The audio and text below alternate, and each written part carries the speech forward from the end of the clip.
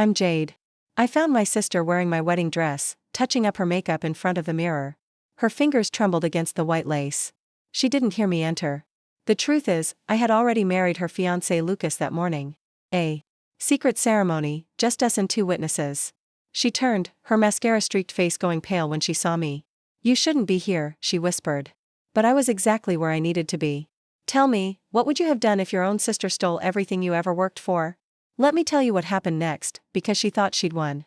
She was wrong. Before we jump back in, tell us where you're tuning in from, and if this story touches you, make sure you're subscribed, because tomorrow, I've saved something extra special for you. The doorbell rang at precisely 3:17 p.m. on a Tuesday. I remember checking my watch, annoyed at the interruption. I was in the middle of finalizing seating arrangements for my wedding, just 10 days away.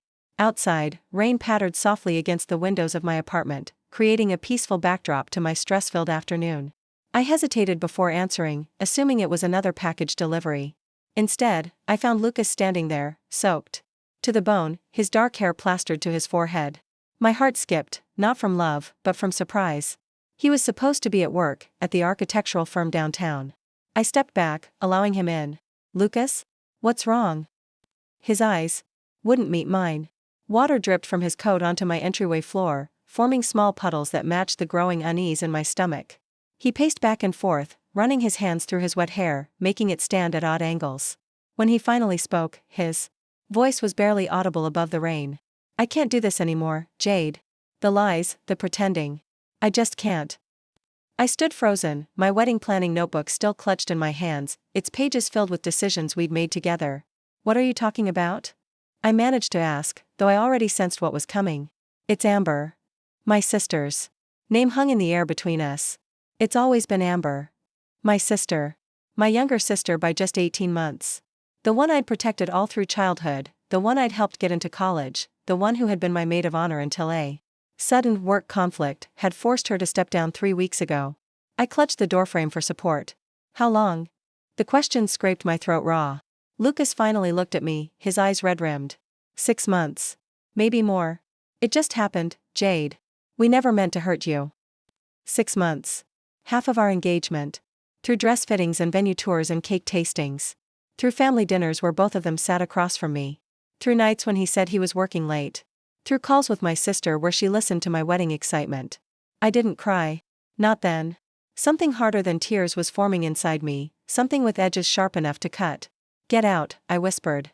Jade, please, we need to talk about this, get out. My voice ripped through the apartment, startling even me.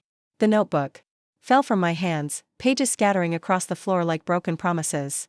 He left, closing the door quietly behind him. I slid down against the wall, staring at nothing.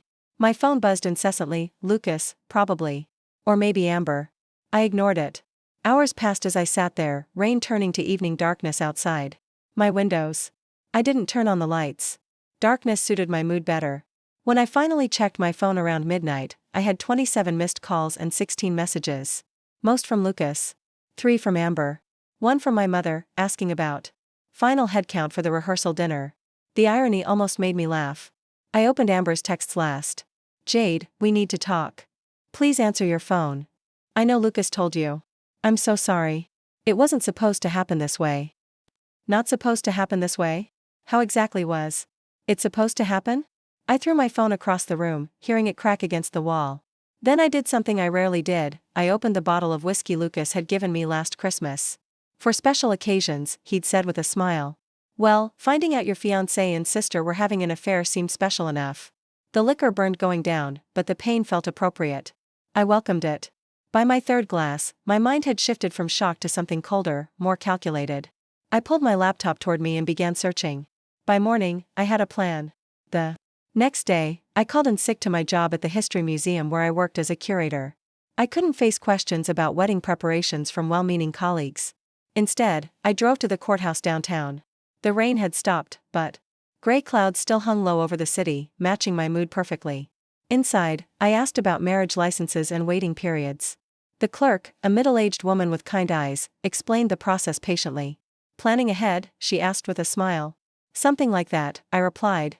I learned that in our state. Once you had a marriage license, you had 60 days to use it before it expired. No mandatory waiting period. Just 2 willing parties, an officiant, and 2 witnesses. Simple. Clean. Fast. Preparing and narrating this story took us a lot of time, so if you are enjoying it, subscribe to our channel, it means a lot to us. Now back to the story. On my way home, I called Ryan, my oldest friend from college. We dated briefly before realizing we were better as friends. He'd remained a constant in my life, even after I met Lucas. He answered on the second ring. Jade? What's up? Aren't you supposed to be at work? I pulled into a coffee shop parking lot, killed the engine, and told him everything. The betrayal, the lies, the months of deception. He listened without interrupting, a rare quality in anyone. When I finished, the silence stretched between us. I'll kill him, Ryan finally said, his voice low and dangerous. I have a better idea, I replied. Ryan met me for coffee the next day. His usually carefree face was serious as I outlined my plan. He listened, brow furrowed, occasionally shaking his head. When I finished, he leaned back in his chair. This is insane, Jade. You know that, right? I stirred my untouched latte. Is it? They took everything from me, Ryan. My future, my trust, my family. I looked him directly in the eyes. Wouldn't you want some form of justice? He sighed, running a hand through his sandy hair. What you're suggesting isn't justice. It's revenge. Is there a difference? I asked. Ryan didn't answer immediately. He stared out the window at people hurrying past, umbrellas tilted against the persistent drizzle. If you do this, you can't take it back, he finally said. Are you sure this is who you want to be? His question hit harder than I expected. Was this who I wanted to be? The woman who plotted revenge against her own sister? Against the man she had loved? I closed my eyes, and immediately saw them together, laughing, touching, planning their betrayal while I innocently planned our wedding. Yes, I said, opening my eyes. This is exactly who I need to be right now. Ryan nodded slowly. Then I'm with you. Not because I think this is right, but because I don't want you doing it alone. I reached across the table and squeezed his hand, grateful for his loyalty, even if he didn't agree with my methods. Thank you. The next week passed in a blur of preparations. I ignored calls from my family, claiming work stress and wedding planning exhaustion. Lucas tried to see me twice. The first time, I refused to open the door. The second time, I let him in briefly, listened to his tearful apologies and explanations about being confused and making a terrible mistake. I played my part perfectly, appearing hurt but gradually softening. By the end of his visit, I suggested we might be able to work things out. The hope in his eyes should have made me feel guilty. Instead, it fueled my determination. We need time, I told him, my voice carefully calibrated to sound wounded but hopeful. Maybe after the honeymoon, we can talk about counseling. He grabbed my hands, relief washing over his features. Yes, anything. I'll do anything, Jade. I made a mistake. A horrible mistake. I nodded, pulling my hands away gently. I need to think. And I need you to give me space until the wedding. He agreed immediately, eager to comply with any terms that meant he wasn't losing me. As he left, I wondered briefly if he'd already told Amber about our reconciliation. If he'd broken her heart the way they'd broken mine. I found I didn't care. Meanwhile, I secured a marriage license with Lucas's information. It wasn't difficult, I had copies of all his identification documents in our shared filing cabinet.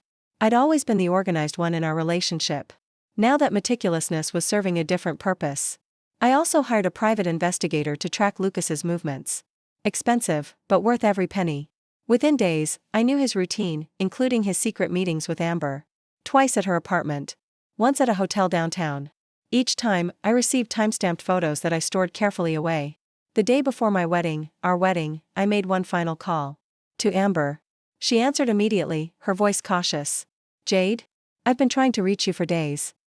I know, I said, keeping my tone neutral. I needed time. I understand. She said quickly. What Lucas and I did was unforgivable. I almost laughed at her word choice.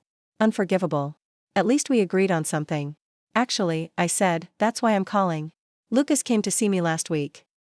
Silence on her end. I continued, twisting the knife slowly. He explained everything. How you pursued him, how he was confused, how he made a mistake. What? Her voice cracked. That's not what happened. It was mutual, Jade. We fell in love. Now I did laugh, a short, harsh sound. Love?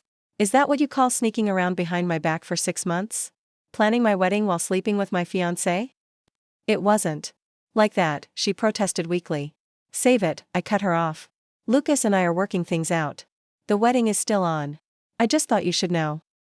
I hung up before she could respond, imagining her panic, her confusion. Would she call Lucas immediately? Probably. Would he deny it? Or admit he'd been trying to let her down gently? Either way, their perfect little betrayal was beginning to fracture. My plan was working. The morning of my wedding dawned bright and clear, the rain finally giving way to sunshine. Ironic, given the storm I was about to unleash. I dressed carefully in the simple white dress I'd purchased for this occasion, not my actual wedding gown, which hung untouched in my closet. That dress was for the ceremony my family expected, the one scheduled for 4 p.m. at the Botanical Gardens across town.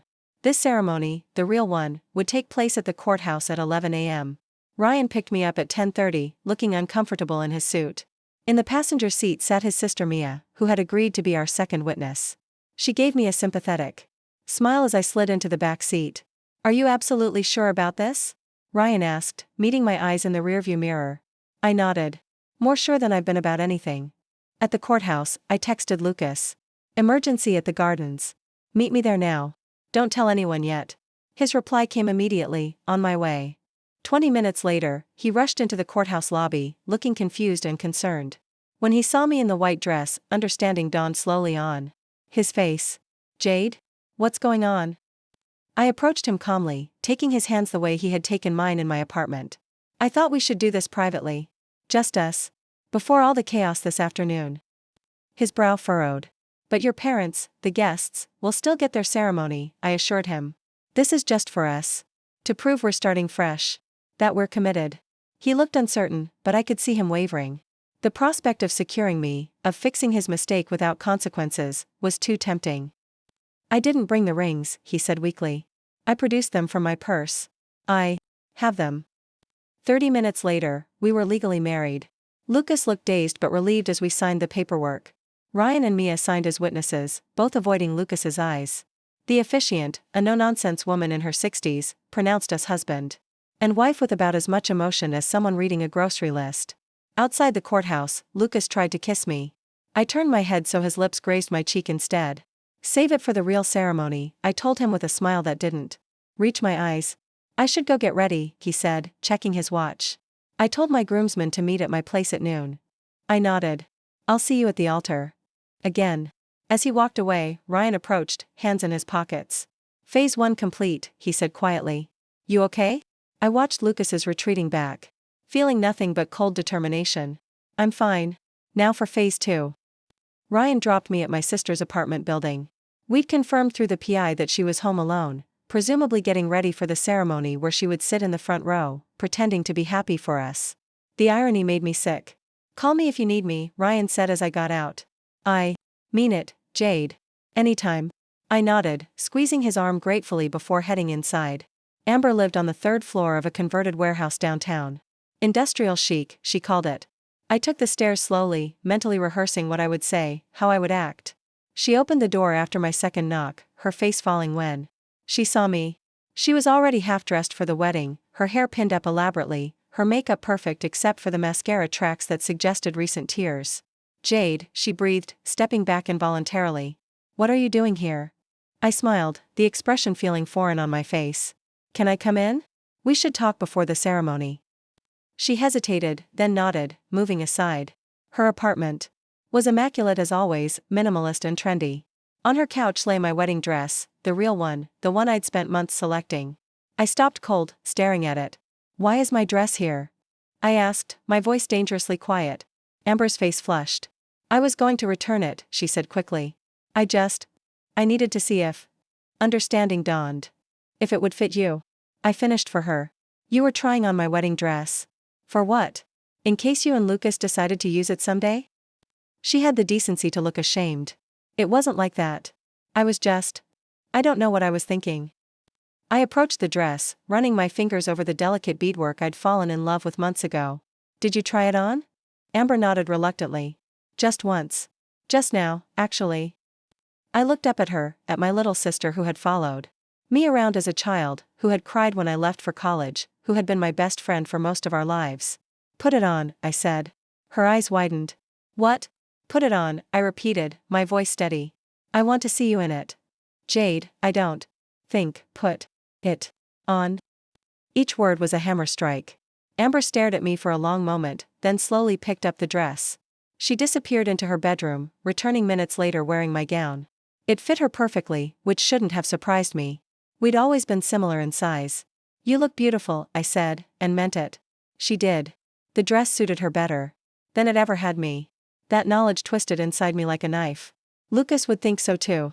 Amber shook her head, tears welling in her eyes. "Jade, please. I'm so sorry. We never meant to hurt you." I laughed, the sound harsh in the quiet apartment. "That's the thing about betrayal, Amber. The intention doesn't matter. Only the result." I walked around her slowly, admiring the dress from all angles. My sister stood rigid, like she was afraid to move.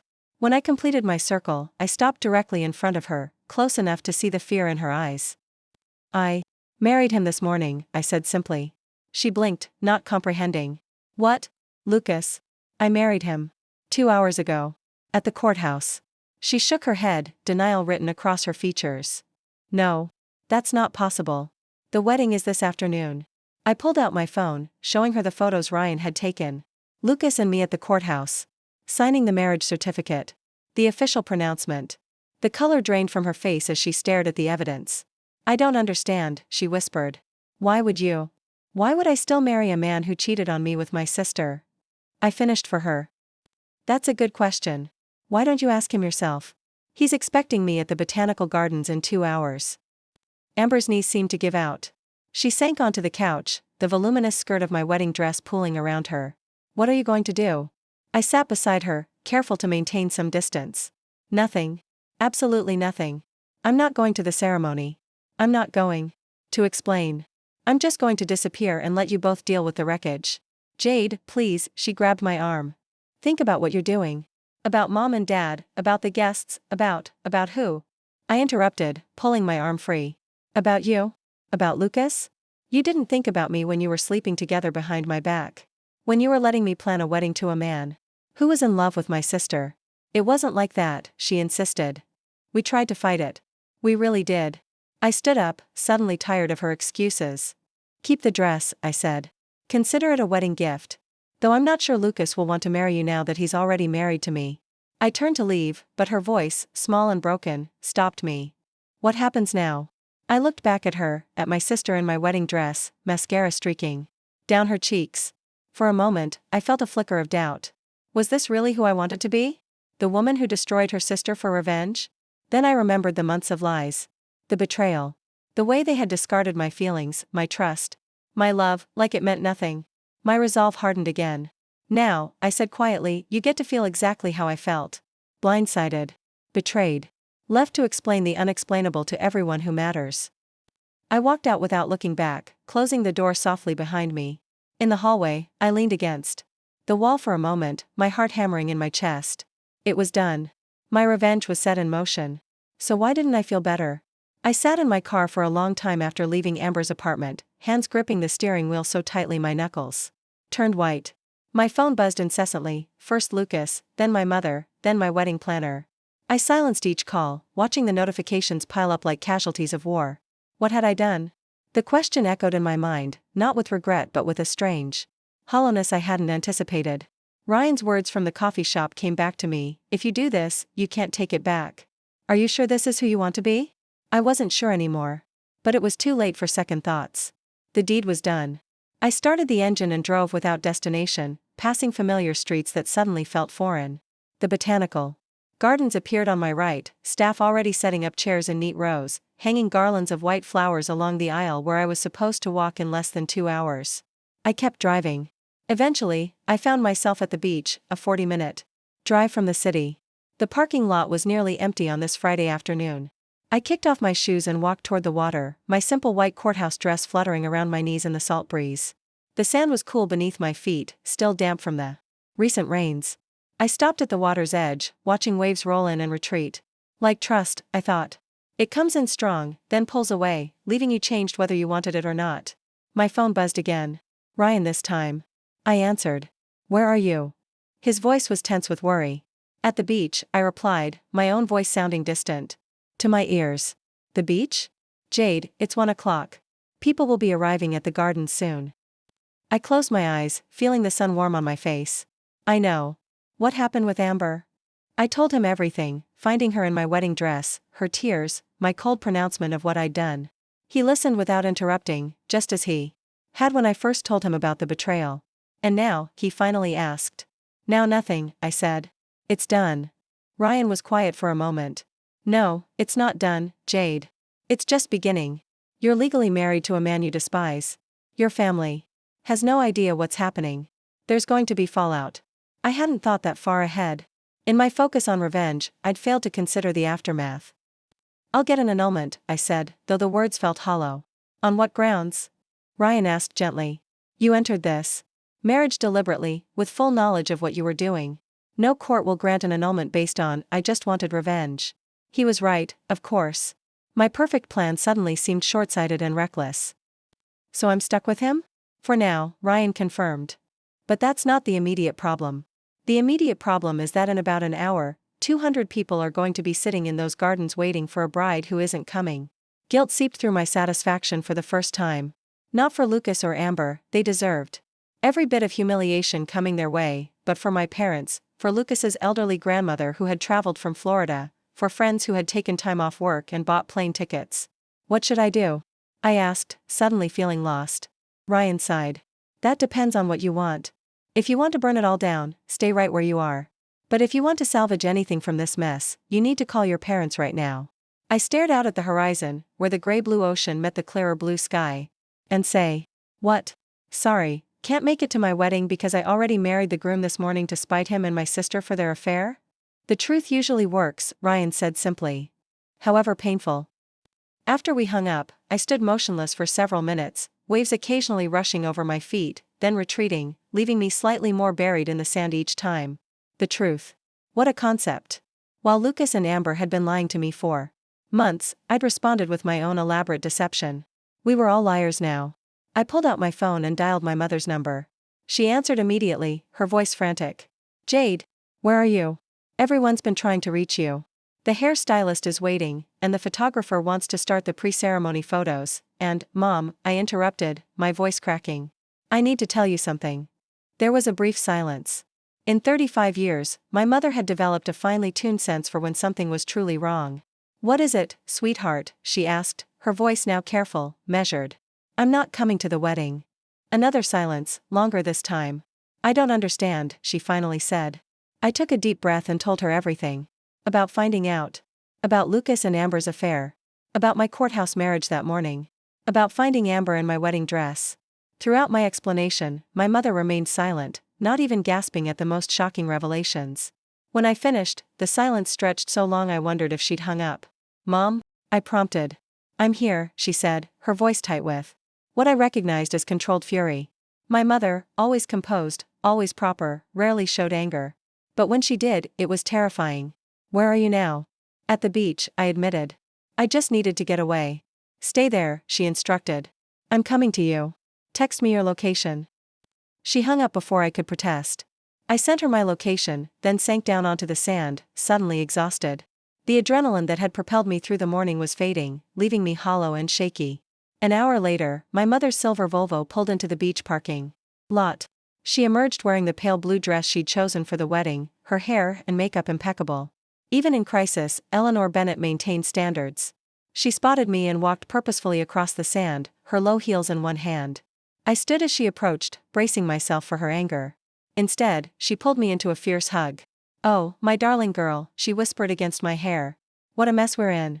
That we broke something in me. I hadn't cried when Lucas confessed. I hadn't cried when I found Amber in my dress. But now, in my mother's arms, I finally broke down, harsh sobs tearing from my throat as she held me tight. I've ruined everything, I choked out between sobs. No, she said firmly, pulling back to look me in the eyes. You didn't ruin anything. They did. She wiped tears from my cheeks with gentle fingers. But this plan of yours, it's not the answer, Jade. I nodded, the reality of my situation crashing down on me. I know that now. But it's too late. It's never too late to choose a better path, she said, tucking a strand of hair behind my ear. The question is, what do you want to do now? What did I want? The answer had seemed so clear this morning, revenge, justice, making them hurt. The way they'd hurt me. But now, I wasn't sure. I don't know, I admitted. My mother nodded, unsurprised. Well, while you figure that out, there are 200 people at the botanical gardens who need to be told something. My stomach twisted with guilt.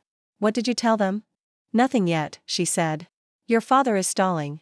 Said you were having a dress emergency. She glanced at my simple courthouse dress with a raised eyebrow. Which isn't entirely untrue. Despite everything, I laughed. A small, broken sound, but a laugh nonetheless. We need to go back, she continued, her practical nature taking over. Not for the wedding, obviously, but to face this. Running away isn't the answer. She was right, of course. I'd set this chain of events in motion. I couldn't just abandon everyone to deal with the consequences. What about Lucas? And Amber? My mother's expression hardened. Let me worry about them. You just worry about yourself right now. The drive back to the city passed in relative silence. My mother occasionally glanced at me, concern etched in the fine lines around her eyes, but she didn't push me to talk. I was grateful for that small mercy. As we neared the botanical gardens, my anxiety mounted. What would I say to all those people? How could I explain what had happened without exposing the ugly truth about Lucas and Amber? Despite their betrayal, some small part of me still wanted to protect them from public humiliation. My mother seemed to read my thoughts. You don't owe them your silence, she said quietly.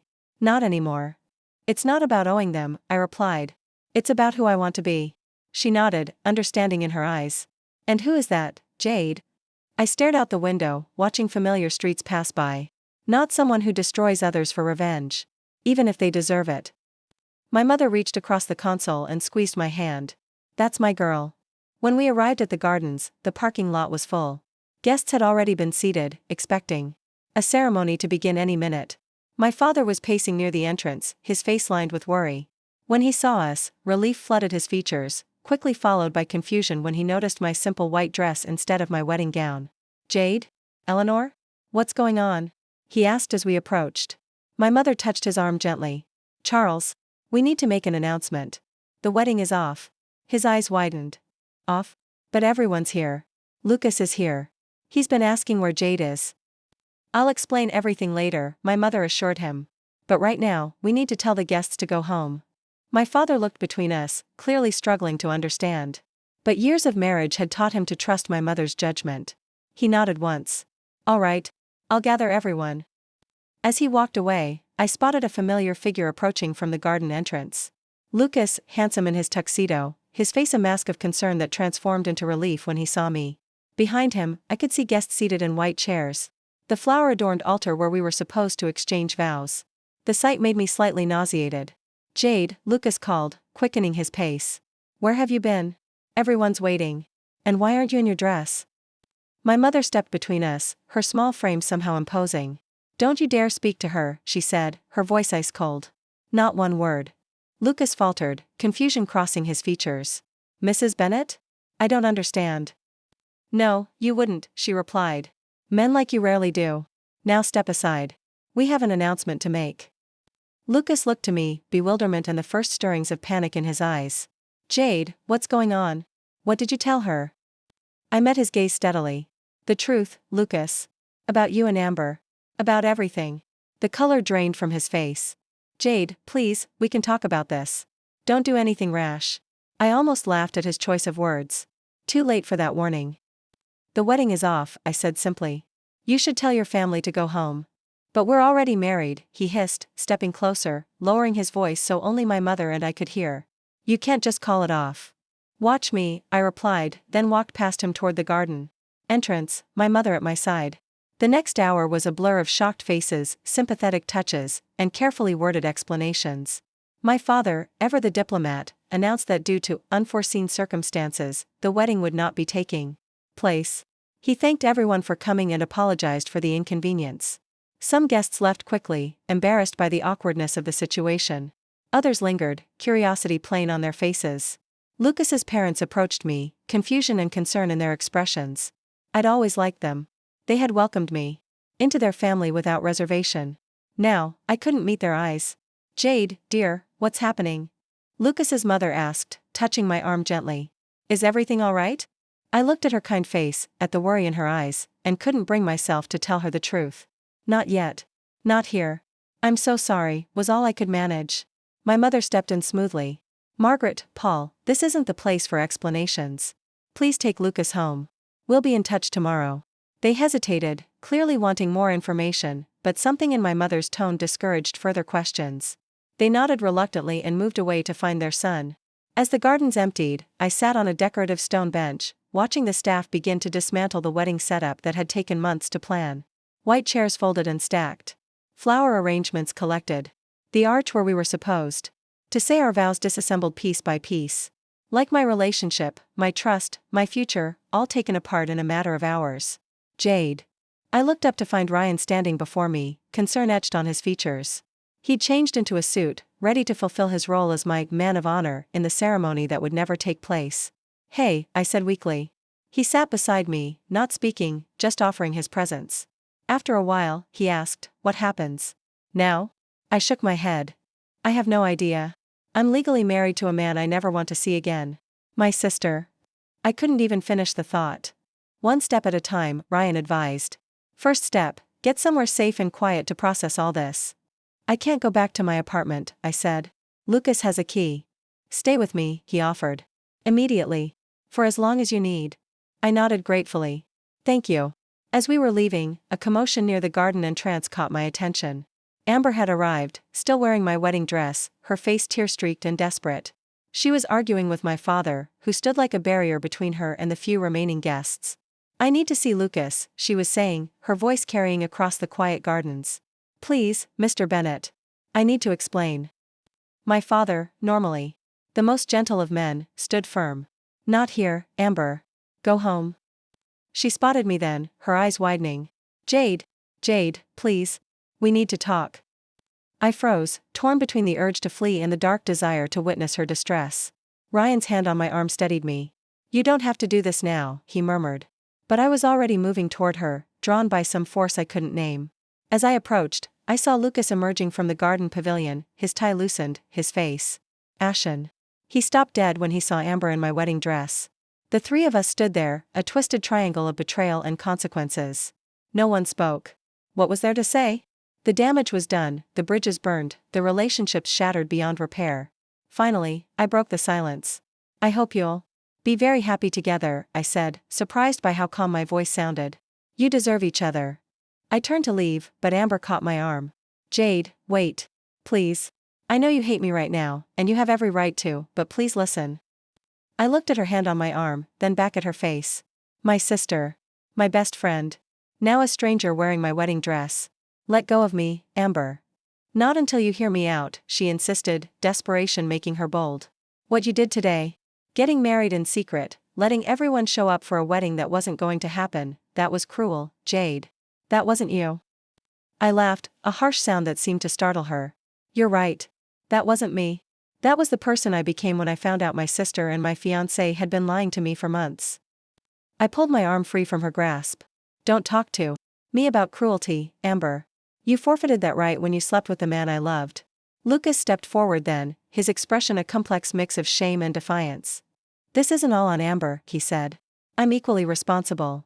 "How noble of you to admit it now," I replied coldly. "Where was that honesty 6 months ago?" He flinched but held his ground. "I know I hurt you, Jade. We both did. And I'm sorry for that. But what you did today?" He shook his head. "You're legally my wife now. What exactly was your plan?" I looked between them, these two people who had once been the most important in my life. Now they were just obstacles. Problems to be solved. "Divorce," I said simply. "As soon as possible." "It's not that simple," Lucas protested. "There are waiting periods, financial considerations." "I don't care," I cut him off. "Figure it out. Send the papers to Ryan's address. I'll sign whatever I need to sign to get you out of my life." I turned to walk away, but Amber's voice stopped me once more. "He still loves you, you know." I froze, then slowly turned back. "What?" Amber's face was streaked with tears, but her eyes held a strange determination. "Lucas. He still loves you. That's why he came to see you last week. That's why he agreed to go through with the wedding." She swallowed hard. "He chose you, in the end." I looked at Lucas, who couldn't meet my eyes. "Is that true?" He nodded miserably. "I made a mistake with Amber. I knew that. I wanted to make it right with you." The laugh that escaped me held no humor. "Make it right? By marrying me while still sleeping with my sister? How exactly would that have made anything right?" "I ended things with Amber weeks ago," he insisted. "That's why she wasn't going to be your maid of honor anymore. It was too painful for her. I shook my head, disbelief washing over me. So your plan was to marry me while hoping I never found out about your affair with my sister? And you, I turned to Amber, you were just going to watch me marry him, knowing what you two had done? Neither of them answered. Their silence was confirmation enough. You know what the worst part is? I said quietly. It's not the betrayal. It's not even the lies. It's that you both thought so little of me that you believed I would never find out.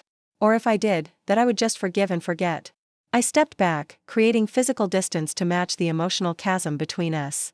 Well, I found out. And I won't forget. And I certainly won't forgive, not today, maybe not ever. With that, I walked away, not looking back even when Amber called my name. Ryan fell into step beside me, a solid presence when everything else in my world had turned to quicksand. As we reached his car, I finally allowed myself one backward glance. Lucas and Amber stood where I'd left them, two small figures against the backdrop of dismantled wedding decorations, the ruins of what should have been the happiest day of my life. You okay? Ryan asked quietly as he opened the passenger door for me. I considered the question. Was I okay? No, not by any reasonable definition. But I was breathing. I was standing. I was moving forward, however shakily. I will be, I said, sliding into the seat. Eventually. As Ryan drove away from the gardens, I watched the scenery pass in a blur of green and white and blue. The colors of my wedding, chosen so carefully months ago. Now just colors again, stripped of their significance, like so much else in my life. What now? Ryan asked, glancing at me. I leaned my head against the window, suddenly exhausted. Now we figure out how to undo a wedding that never should have happened. And after that, he pressed gently. After that. The future stretched before me, unplanned and uncertain. For the first time in years, I had no idea what came next. The thought was both terrifying and strangely liberating. After that, I said slowly, I start over. The first night at Ryan's apartment, I barely slept. I lay awake on his lumpy sofa bed, staring at the ceiling, replaying the day's events in an endless loop. The courthouse ceremony. Amber in my wedding dress. The botanical gardens. Lucas's confession that he'd ended things with my sister weeks ago, that he'd chosen me in the end, as if that somehow made everything better. By morning, my eyes burned from exhaustion and dried tears. Ryan found me in his kitchen at dawn, mechanically stirring a cup of coffee I had no intention of drinking. You look terrible, he said, ever the honest friend. I managed a weak smile. Thanks. Just what a girl wants to hear the day after her non-wedding. He sat across from me, sliding a plate of toast in my direction. Eat something. Then we'll make a plan. A plan for what? I asked, picking up a piece of toast without enthusiasm. For moving forward, he said simply. For taking back control. Control. The word resonated. That's what I'd lost, wasn't it? Control over my relationship, my future, my trust. Even my revenge plan had spiraled beyond my control, leaving me legally bound to the very person I wanted to escape. I need to talk to a lawyer, I said, the words feeling heavy. About the divorce. Ryan nodded. I know someone. Elena Rodriguez. She handled my cousin's divorce last year. She's tough but fair. I took a small bite of toast, surprised to find I was actually hungry. Make the call. Elena Rodriguez's office was in a sleek downtown building, all glass and steel. She greeted me with a firm handshake and direct eye contact, her dark hair pulled back in a severe bun that matched her no-nonsense attitude. So, she said once we were seated in her office, Ryan tells me you need a divorce after less than 24 hours of marriage. That might be a record, even for my practice. I winced. It's complicated. It always is, she replied, pulling out a legal pad. But let's start with the facts. When exactly did you get married? I gave her the details, the courthouse ceremony, the license, the witnesses. She took notes, occasionally asking for clarification. When I finished, she looked up, her expression neutral but her eyes sharp. And you entered into this marriage with the intention of immediate divorce? As revenge? I shifted uncomfortably. Yes. She set down her pen. That complicates things. In this state, marriages entered into under fraudulent circumstances can be annulled, but usually that's when one party is deceiving the other. In your case, you were both there willingly, both signed the paperwork, both said I do. But it wasn't real, I protested. It was a sham. To you, perhaps, Elena said carefully. But legally, it's binding. And your intentions might not work in your favor if this goes before a judge. My stomach dropped. So I'm stuck with him? Not stuck, she corrected. But we'll need to pursue a standard divorce rather than an annulment. That means waiting periods, financial disclosures, potentially division of assets. We don't have assets, I interrupted. We weren't even living together yet. The apartment is in my name. My bank accounts are separate. Elena made another note. That simplifies things. But there's still the mandatory waiting period, 90 days in this state. And that's assuming your husband cooperates. And if he doesn't? She leveled her gaze at me. Then we fight. But it gets messier, longer, and significantly more expensive. I leaned back in my chair, the reality of my situation sinking in. 90 days, minimum. 3 months legally tied to Lucas, the walking reminder of my worst mistake, both falling in love with him and marrying him for revenge. I'll need to speak with him, I said finally. To see if he'll cooperate. Elena nodded. I recommend doing that sooner rather than later. The clock on that 90 days doesn't start until we file the petition, and we can't file until we have all the necessary information. I left her office with a folder of paperwork and a heaviness in my chest. That hadn't been there before. Outside, Ryan waited in his car, a concerned expression on his face as I slid into the passenger seat. That bad, huh? He asked, noting my expression. 90 days, I replied. Minimum. And that's if Lucas cooperates, which... I trailed off, remembering the devastation on his face at the botanical gardens. Ryan started the car. One step at a time, remember? First step, talk to Lucas. Not yet, I said quickly. I need time to. I don't know. Process everything. He glanced at me. Fair enough. But don't wait too long. The sooner you start the clock, the sooner this is behind you. The next few days passed in a blur of practical concerns. I had to call my work, explain my extended absence. I had to retrieve clothes and essentials from my apartment, timing my visit when I knew Lucas wouldn't be there. I had to contact the wedding vendors, dealing with cancellation fees and awkward questions. Through it all, Ryan was my constant support, never judging, just helping. A week after what should have been my wedding day, I finally felt strong enough to face Lucas. I called him from Ryan's phone, not trusting myself to use my own. We need to talk, I said when he answered, my voice steadier than I expected. About the divorce. There was a long pause. Divorce, he repeated, the word hollow. Right. I've spoken to a lawyer, I continued. She's prepared the paperwork. If you cooperate, this can be relatively quick and painless. Another pause. Quick and painless, he echoed. Like ripping off a band-aid? I closed my eyes, fighting the urge to snap at him. Can we meet? Tomorrow, maybe? Where? He asked, his voice suddenly wary. Not your apartment. Amber's been staying with me since everything happened. Of course she had. The betrayal still stung, but less sharply now. More like a dull ache than a fresh wound. The coffee shop on 7th, neutral territory. Fine. 10 o'clock? I'll be there. The coffee shop was busy the next morning, filled with the typical weekend crowd of students and young professionals. I arrived early, securing a table in the corner away from the main traffic. I ordered a latte I knew I wouldn't finish and waited, the divorce papers in a manila envelope beside me. Lucas arrived precisely at 10, looking as if he hadn't slept in days. His usual clean-shaven face sported stubble, and dark circles shadowed his eyes. He spotted me immediately but hesitated before approaching, as if gathering courage. Jade, he said as he sat across from me, his voice rough. You look good. I didn't return the pleasantry. Thank you for coming. I have the divorce papers. Here. I slid the envelope toward him. If you sign them, my lawyer can file right away. He made no move to take the envelope. Just like that? Sign papers and it's over?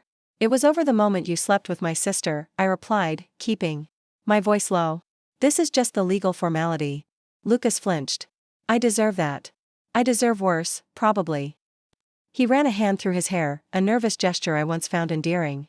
But Jade, what you did, marrying me for revenge, that was cruel? I suggested. Vindictive? Trust me, I know. I'm not proud of it. Then why did you do it? He asked, genuine confusion in his eyes. I considered the question. Why had I done it? The answer had seemed so clear that morning at the courthouse, but now, facing him across the coffee shop table, it felt muddled. I wanted you to hurt the way I was hurting, I admitted finally. I wanted to take something from you, the way you took something from me. He nodded slowly. And did it work? Do you feel better? No, I said honestly. I feel worse. Because now I'm not just the victim of betrayal. I'm also the person who stooped to revenge. And that's not who I want to be. Lucas was quiet for a moment, studying me with those blue eyes that had once made my heart race. Now they just made me sad. I really did love you, you know, he said softly. What happened with Amber, it wasn't planned. It just happened. Things don't just happen, Lucas, I said tiredly. You made choices. Both of you did. Every secret meeting, every lie, every time you looked me in the eye and said you were working late when you were with her, those were all choices. He didn't argue. You're right. We chose wrong. And I'm sorry for that. More sorry than you'll ever know. I appreciate the apology, I said, surprised to find I meant it. But it doesn't change anything. We still need to move forward with the divorce. Lucas finally reached for the envelope, opening it to scan the contents. 90 days, he murmured, reading the paperwork. That's a long time to stay married to someone who hates you. I don't hate you, I said, the realization hitting me.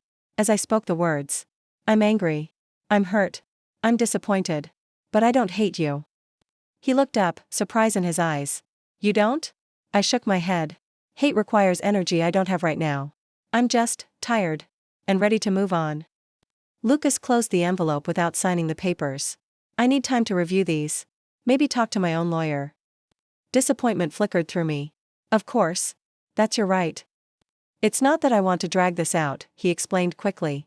I don't want to make another mistake. I've made enough of those lately.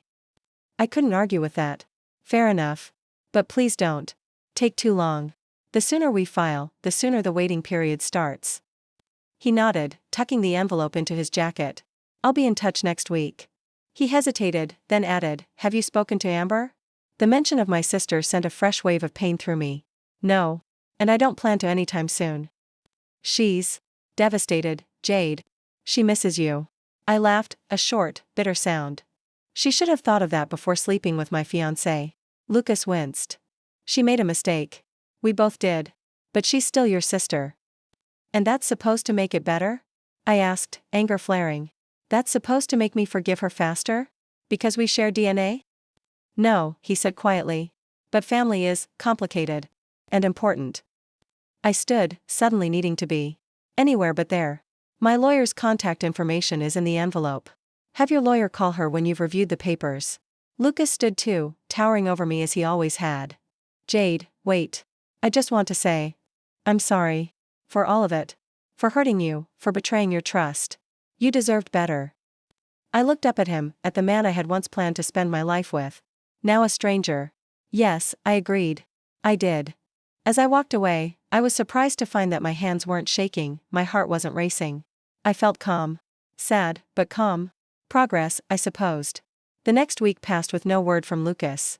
I tried not to let it bother me, focusing instead on rebuilding my life.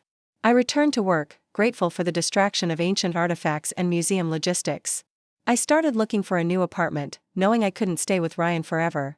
I even went on a date, a disastrous coffee meeting with a friend of a colleague that ended with polite handshakes and mutual relief. Then, exactly 8 days after our meeting at the coffee shop, Lucas called. I've reviewed the papers, he said. Without preamble. I'll sign them, but I'd like to make one change. My guard immediately went up. What change? I want to waive the waiting period. My lawyer says we can file a joint petition to do that, based on mutual agreement. I frowned, confused. Why would you want to do that? There was a pause. Because you're right. The sooner this is over, the sooner we can all move on. And another pause, longer this time. Amber and I are thinking of moving out of state. For a fresh start. The news shouldn't have hurt. But it did, a dull ache beneath my ribs. I see. We didn't plan it this way, Jade, he said softly. But we do care about each other. And staying here, where everyone knows what happened, where we might run into you, it's not good for anyone. Where will you go? I asked, not sure why it mattered. Seattle, probably. Amber's been offered a position at a design firm there. And I can work remotely. Of course. Practical, sensible decisions. Moving forward with their lives while mine remained in limbo. I swallowed the bitterness rising in my throat. Fine. Have your lawyer contact Elena about the joint petition. Thank you, Lucas said, relief evident in his voice. And Jade? I hope someday you can forgive us. Not for our sakes, but for yours. I hung up without responding, anger and hurt swirling inside me. They were moving on. Together. Building a new life in a new city, while I was left picking up the pieces of the life they'd shattered. Ryan found me on his balcony that evening, staring out at the city lights, a glass of wine untouched beside me. Bad day? He asked, settling into the chair next to mine. I told him about Lucas's call, about the waived waiting period, about Seattle. He listened without comment, just nodding occasionally to show he was following. So they get there. Happily ever after, I concluded bitterly. While I get, what? Divorce papers and trust issues? Ryan was quiet for a moment, considering. Is that really how you see it? That they win and you lose?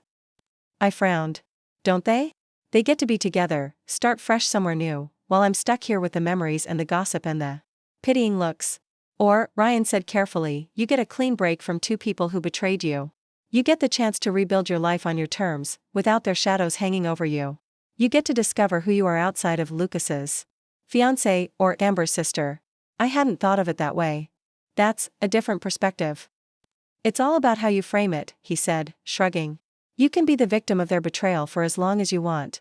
Or you can be the heroine of your own story, moving forward despite the obstacles. That sounds like something from a self-help book, I said, but without bite. Ryan grinned. Maybe. Doesn't mean it's not true. I picked up my wine glass, finally taking a sip. So what does the heroine do next? Whatever she wants, Ryan replied simply. That's the beauty of it. The story is yours to write now. The next morning, I called Elena with the news about the joint petition. She sounded pleased but cautious. Even with a waived waiting period, these things take time, she warned. Don't expect to be single by next week. I understand, I assured her. I'm just glad to be moving forward. And I realized. For the first time since finding out about Lucas and Amber's betrayal, I felt a glimmer of something like hope. Not happiness, not yet. But possibility. The future stretching before me, unmarked and full of potential. That afternoon, I went apartment hunting, eventually finding a small but charming one-bedroom in a neighborhood I'd always loved but could never afford before. The divorce settlement included Lucas buying out my half of our wedding expenses. A small consolation, but enough for a security deposit and first month's rent. As I signed the lease, the landlord, an elderly woman with kind eyes, asked, "Moving in with anyone, dear?" "No," I replied, surprising myself with my smile. "Just me." "Good for you," she said, handing me the keys. There's power in solitude. You know. In finding out who you are when no one's watching. I turned the keys over in my palm, feeling their weight. I'm starting to realize that. The day I moved into my new apartment was the same day I signed the final divorce papers. Symmetry that felt right somehow, an ending and a beginning on the same day. Ryan helped me carry boxes and assemble furniture, filling the small space with friendly banter and takeout food aromas. As evening fell, we sat on my new couch, actually an old couch from Ryan's storage unit, drinking beer from the bottle and admiring our handiwork. It's coming together, Ryan said, looking around. The half-unpacked living room. Feels like you already. I followed his gaze, taking in the bookshelves filled with my art history texts, the framed museum posters I'd collected over the years, the mismatched throw pillows that somehow worked together. Nothing from my life with Lucas. Nothing that reminded me of betrayal or revenge or regret. It does, doesn't it? I agreed. It feels like a fresh start. Ryan raised his bottle in a toast. To fresh starts. I clinked my bottle against his. And to unlikely heroines. He grinned. I knew that self-help talk would sink in eventually. After Ryan left, I stood in the center of my new living room, alone but not lonely. The silence felt companionable, rather than oppressive. I walked from room to room, trailing my fingers along walls that held no memories yet, only possibilities. In the bedroom, I unpacked the last box, my clothes, carefully folded and sorted. At the bottom, I found something I'd forgotten I'd packed, a small gray-blue silk scarf that had belonged to my grandmother. She'd given it to me on my 16th birthday, telling me it was the color of possibilities, of open skies and new horizons. I held it to my cheek, remembering her words, "Life will break your heart, my darling." More than once. But each time, "You'll find you're stronger at the broken places." I'd thought she was being dramatic. Now I understood. Carefully, I tied the scarf around the curtain rod in my bedroom window, letting it catch the evening breeze. A reminder. Not of what I'd lost, but of what I might yet find. Not of betrayal, but of resilience. Not of endings, but of beginnings. That night, I slept deeply for the first time in weeks, no dreams of wedding dresses or courthouse ceremonies or botanical gardens disrupting my rest. Just peaceful darkness, and then morning light filtering through a gray-blue scarf, casting possibility-colored shadows across my new beginning.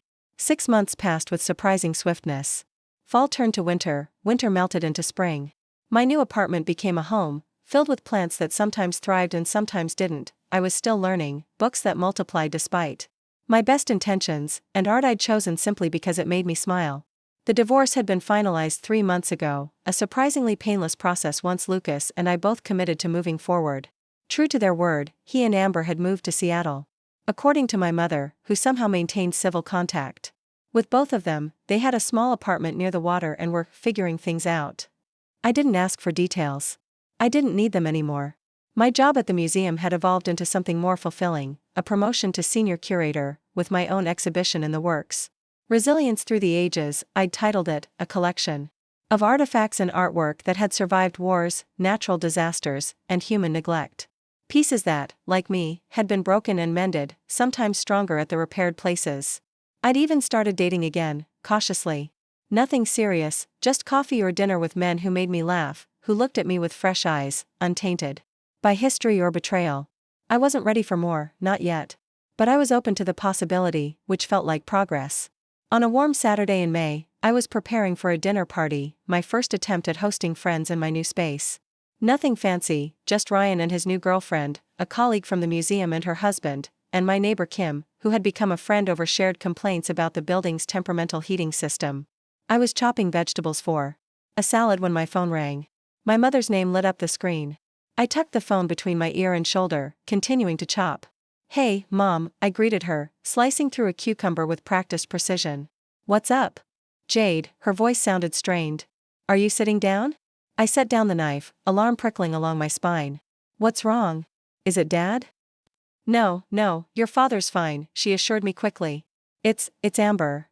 The name still had the power to stop my breath. I hadn't spoken to my sister since that day at the botanical gardens, though I'd thought about her often, in quiet moments when something reminded me of our shared childhood, or when I saw sisters walking arm in arm along the street. The anger had faded over time, leaving a dull ache of loss in its place. "What about her?" I asked, my voice carefully neutral. My mother hesitated. "She's in the hospital, Jade. There was an accident." I sank onto a kitchen stool, vegetables forgotten. "What kind of accident?" "A car crash. Last night. She was driving home from work, and someone ran a red light, hit her driver's side." My throat tightened. "How bad is it?" "Bad enough," my mother said softly. "Broken ribs, punctured lung, fractured pelvis. She's stable, but she's going to need extensive recovery time. And..." She paused, as if gathering courage. "Lucas is out of the country on a work trip. She's alone, Jade." The implication hung in the air between us. I closed my eyes, conflicting emotions swirling through me, concern, lingering anger, reluctant compassion, and beneath it all, the undeniable pull of family. "What are you asking me, Mom?" She sighed. "Nothing you don't want to give, sweetheart. I just thought you should know."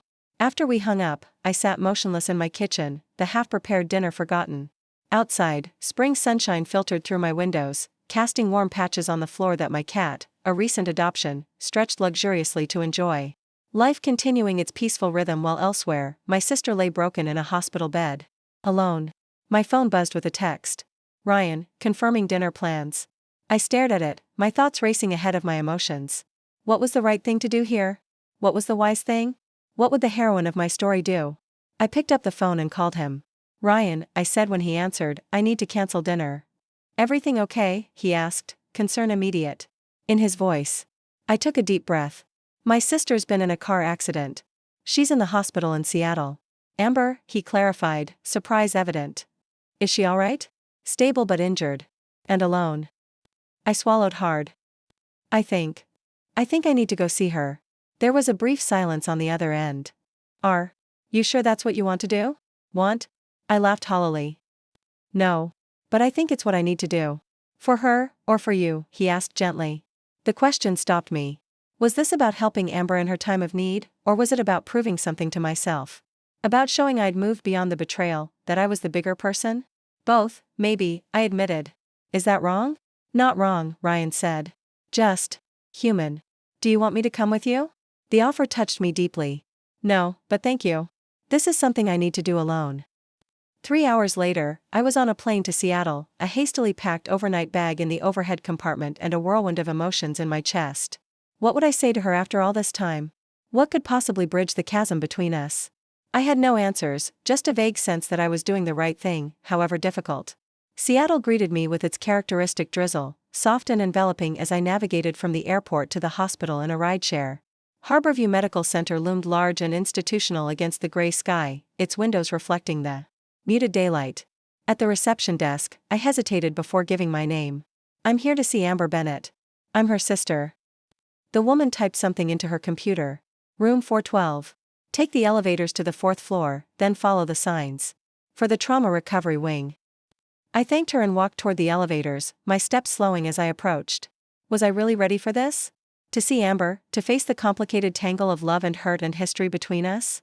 The elevator doors opened, offering no more time for doubt. I stepped inside.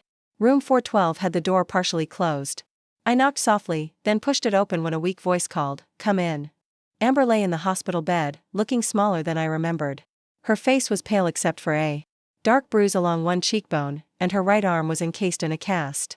Various monitors beeped quietly beside her. When she saw me, her eyes widened in shock. "Jade." Her voice was raspy, disbelieving. "What are you doing here?" I moved into the room, stopping at the foot of her bed. "Mom called me." "Told me what happened?" She continued to stare, as if not quite trusting her eyes. "You came all the way to Seattle?" I nodded, not trusting myself to speak. Now that I was here, face to face with my sister for the first time in 6 months, all my carefully planned words deserted me. We looked at each other in silence, the beeping monitors marking the seconds. "You look good," she finally said, a ghost of a smile touching her lips. "Your hair's different." I touched the ends of my now shorter hair self-consciously. I needed a change. Another silence, heavy with unspoken words. Amber shifted slightly in the bed, wincing with the movement. "You didn't have to come, Jade. I know. I know how you must feel about me." "Do you?" I asked quietly, finally finding my voice. "Because I'm not sure I even know how I feel anymore." She looked down at her hands, one encased in plaster, the other threaded with an 4-line. "I wouldn't blame you if you hated me. What I did, what we did, it was unforgivable." "That's what you said before," I reminded her. "On the phone, that day." She nodded, still not meeting my eyes. "I meant it then. I mean it now." I moved closer to the bed, drawn by something I couldn't name. Not forgiveness, not yet. But something like compassion, or perhaps simply the recognition of shared humanity. Of suffering. "What happened, Amber?" I asked, and we both knew I wasn't talking about the car accident. She looked up then, tears welling in her eyes. "I fell in love with the wrong person," she said simply. "And I chose that feeling over everything else, over loyalty, over sisterhood, over decency." A tear spilled down her bruised cheek. "Over you." The raw honesty of her answer caught me off guard. I'd expected excuses, justifications, the kind of reasoning she and Lucas had attempted that day at the botanical gardens. Not this straightforward acknowledgement of wrong. "And now?" I asked, my voice barely above a whisper. "Are you happy? With him?" Amber closed her eyes briefly. "We were," she admitted. "For a while. And then we weren't. Turns out relationships that start with betrayal carry that weight forever." She attempted a smile that came out more like a grimace. "We separated 3 weeks ago." The news shouldn't have affected me, but it did, a complex wave of emotion I couldn't immediately identify. Not satisfaction, not exactly. Something closer to sadness. For all of us. For what might have been. "I'm sorry," I said, and meant it. She shook her head slightly. "Don't be. We made our choices." She hesitated, then added, "He never stopped feeling guilty about how he hurt you." "Neither did I." I moved to the chair beside her bed, sitting down heavily. "I don't want to talk about Lucas," I said. "Not right now." "Okay," she agreed quickly. "We don't have to talk about anything you don't want to." "Actually," I said, "I'd like to know what happened." "The accident." Mom was light on details. Amber seemed relieved at the change of subject. "It was stupid. I was working late, designing a new campaign. I was tired, not paying enough attention. The other driver ran a red light, but I could have avoided him if I'd been more alert." "That sounds like you're blaming yourself for someone else's mistake," I observed. A faint smile touched her lips. "Some habits die hard, I guess." The comment hung between us, layered with meaning. After a moment, Amber continued, "The doctors say I was lucky. The impact could have been much worse. As it is, I'm looking at a few months of physical therapy, but I should recover fully." "That's good," I said, relief washing through me. Despite everything, I couldn't bear the thought of Amber permanently injured. "The problem is," she continued, "I can't manage on my own right now. Not with broken ribs and a fractured pelvis. I can barely get to the bathroom without help." She looked embarrassed by the admission. The hospital social worker is trying to arrange a short-term care facility, but there's a waiting list, and insurance is being difficult. I understood then why my mother had called, what she had been carefully not asking of me. When are they discharging you? Day after tomorrow, if my lung continues to improve, Amber replied. Lucas is flying back as soon as he can, but he's in Tokyo. It'll be at least 3 more days. I nodded, thinking. What about friends? Colleagues? Surely someone here could help for a few days. Amber looked away. We haven't been here that long. I have colleagues, but no one I'd feel comfortable asking for this kind of help. The silence stretched between us again, filled with the steady beep of monitors and the muffled sounds of the hospital corridor outside. I watched my sister, pale, injured, alone in a city where she'd tried to start over. Despite everything, my heart ached for her. I have vacation days, I heard myself saying. I could stay until Lucas gets back. Amber's head snapped up, her eyes wide. What? No, Jade, I can't ask that of you. You didn't ask, I pointed out. I offered. But why? After everything. I considered the question carefully. Why indeed? Was it obligation? Guilt? Some misplaced sense of familial duty? Or was it something simpler, more fundamental, the instinct to help someone in need, especially someone who, despite everything, was still connected to me by blood and history and shared childhood memories? Because you're my sister, I said finally. And right now, you need help. The rest, we can figure out later. Tears spilled down Amber's cheeks. I don't deserve your kindness, Jade. This isn't about what you deserve, I replied honestly. It's about who I choose to be. The next 2 days passed in a blur of hospital routines, discharge planning, and practical arrangements. I extended my hotel stay, contacted my boss to request emergency vacation time, and gathered supplies for Amber's homecoming. Through it all, we maintained a careful politeness, navigating around the deeper conversations that loomed like shadows in the corners of every interaction. On the morning of her discharge, I arrived at the hospital to find Amber dressed and sitting on the edge of the bed, determination etched on her face despite the obvious pain each movement caused her. Ready?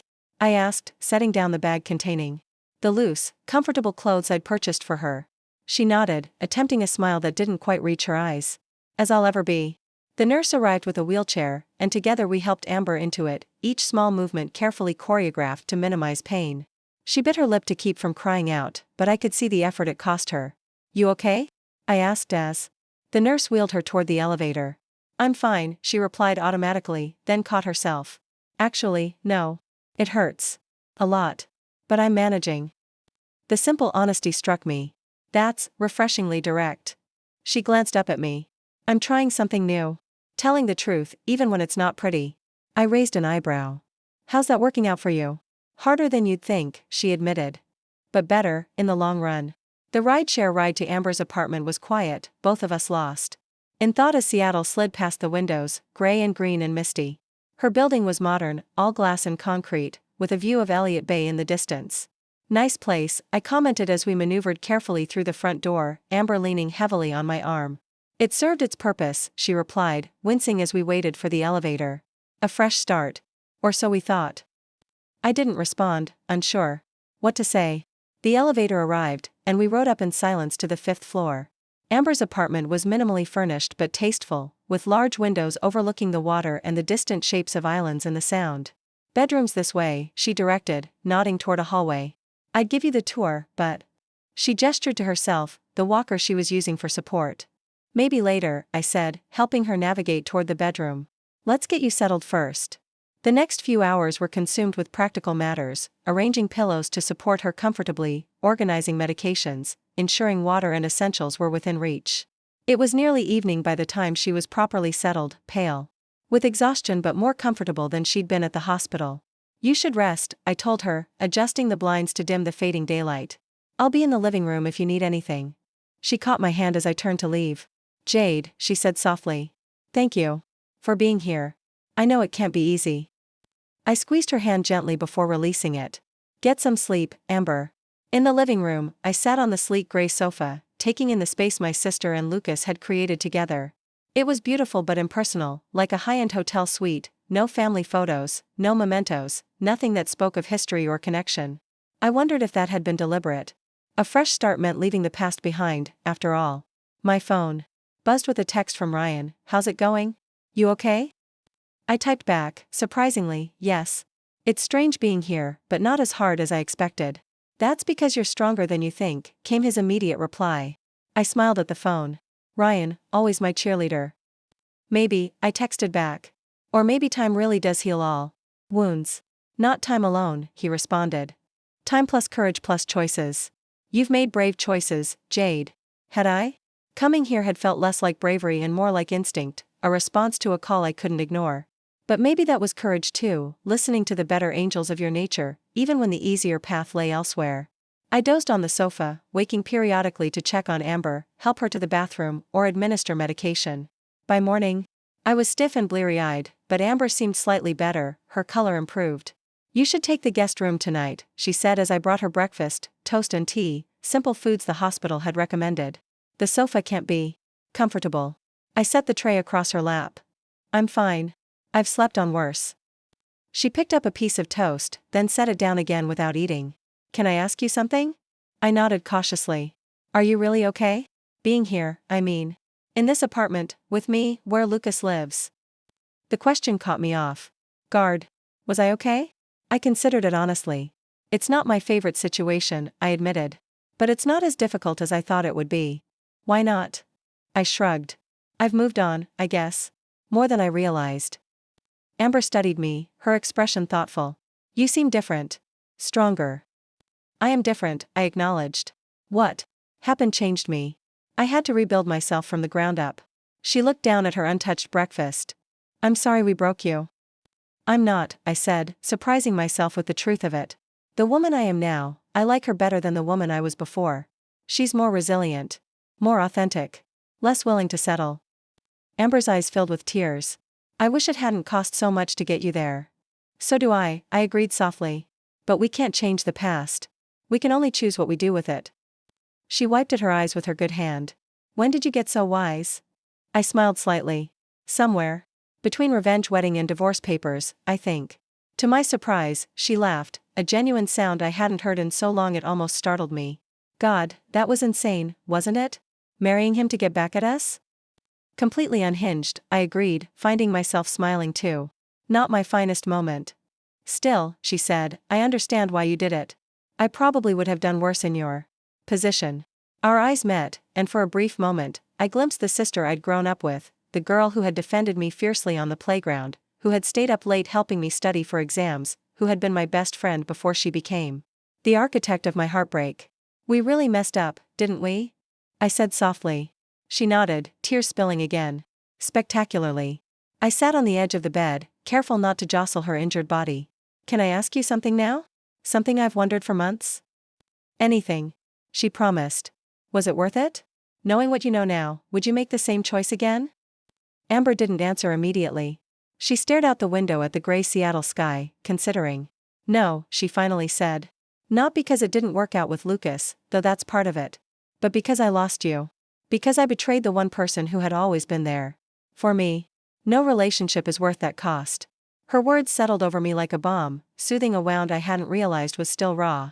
Not complete healing, that would take more time, more conversations, more rebuilding of trust. But a beginning. Thank you for being honest, I said. I'm trying to make that my policy these days, she replied with a weak smile. Better late than never, right? I rose from the bed, collecting her still untouched breakfast tray. You should try to eat something. Doctor's orders. She picked up the toast again, taking a small bite.